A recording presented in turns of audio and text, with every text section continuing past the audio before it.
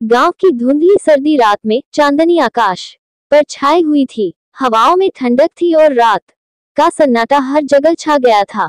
लेकिन एक छोटे से गांव के घर में सुमित्रा के दिल की धड़कनें तेज हो रही थीं। ये घर उसकी पूरी दुनिया था और उसके बेटे आरव के बिना यह अधूरा लग रहा था। आरव, जो विदेश में अपनी पढ़ाई पूरी करने के बाद सफलता की ऊंचाइयों को छू रहा था, अब कई वर्षों से घर नहीं आया था।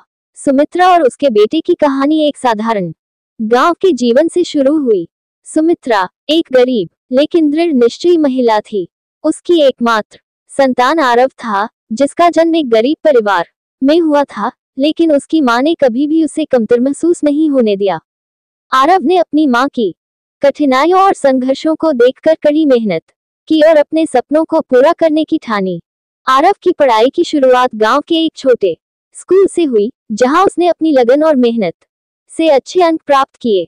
उसकी मां ने हमेशा उसे प्रेरित किया और कहा कि शिक्षा ही सबसे बड़ा धन है। जब आरव को एक प्रसिद्ध विश्वविद्यालय में स्कॉलरशिप मिली, तो उसने अपने सपनों को साकार करने का मौका पाया। विदेश जाकर पढ़ाई करना उसके लिए एक चुनौती थी, लेकिन उसने अपनी मां की सलाह को ध्यान में रखते हुए पूरे आत्मविश्वास के साथ इस चुनौती को स्वीकार किया।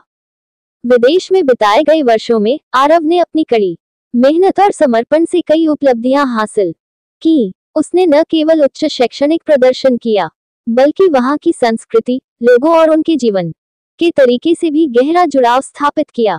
उसने पेशेवर जीवन में भी महत्वपूर्ण मुकाम हासिल किए और अपने क्षेत्र में सम्मान प्राप्त किया।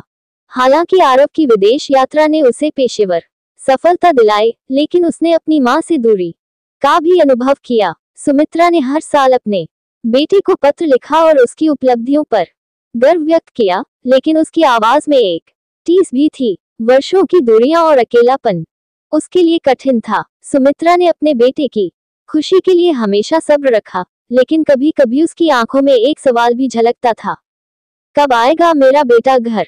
एक दिन जब सुमित्रा को एक पत्र मिला जिसमें लिखा था कि आरव छुट्टियों के दौरान घर लौटेगा, तो उसकी खुशी का ठिकाना नहीं रहा। उसने तुरंत घर की सफाई की, पुराने फोटो एल्बम निकाले और अपने बेटे के पसंदीदा पकवान बनाने की तैयारी शुरू कर दी। पूरे गांव में भी इस खुशी के मौके की चर्चा होने लगी। लोग उत्सुकता से आरव की वापसी का इंतजार कर रहे थे, क्योंकि उन्होंने भी उसे सालों से नहीं देखा था। समय बीतता गया और आखिरकार वह दिन आ ही गया। आरव का विमान गांव के नजदीक उतरा और सुमित्रा अपने बेटे के स्वागत के लिए घर के दरवाजे पर खड़ी थी। जैसे ही आरव ने घर की दहलीज पर कदम रखा, उसकी मां ने उसे गले से लगा लिया। ये क्षण इतना भावुक था कि दोनों की आंखों में आंसू थे। मां और बेटे का ये मिलन उनके जीवन के सबसे मूल्यवान क्षणों में से एक था। आरव ने अपनी मां को विदेश में बिताए गए अनुभवों के बारे में विस्तार से बताया। उसने बताया कि कैसे वहां की शिक्षा प्रणाली ने उसे एक नई दृष्टि दी और कैसे उसने अपने पेशेवर जीवन में सफलता प्राप्त की। सुमित्रा ने गौर से सुना और गर्व से उसकी पीठ थपथपाई।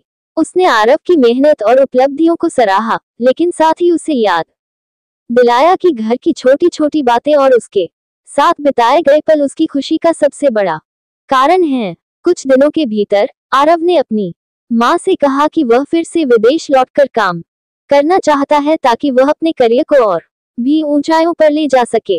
सुमित्रा ने अपने बेटे की खुशी को समझा और उसे आगे बढ़ने के लिए प्रेरित किया। उन्होंने अपने आंसू छुपाए और मुस्कुराते हुए कहा कि वह हमेशा उसके लिए इंतजार करेगी।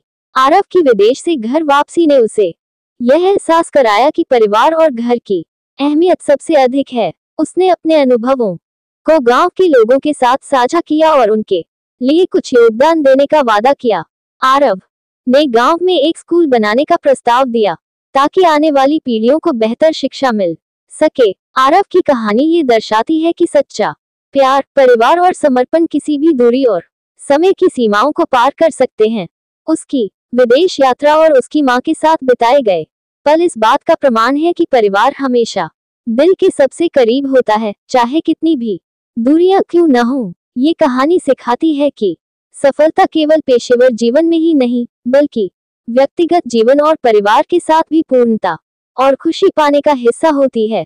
ये कहानी आप लोगों को कैसा लगा कमेंट करके जरूर बताएं और अगर आप चैनल पर नए हो तो चैनल को सब्सक्राइब जरूर करें।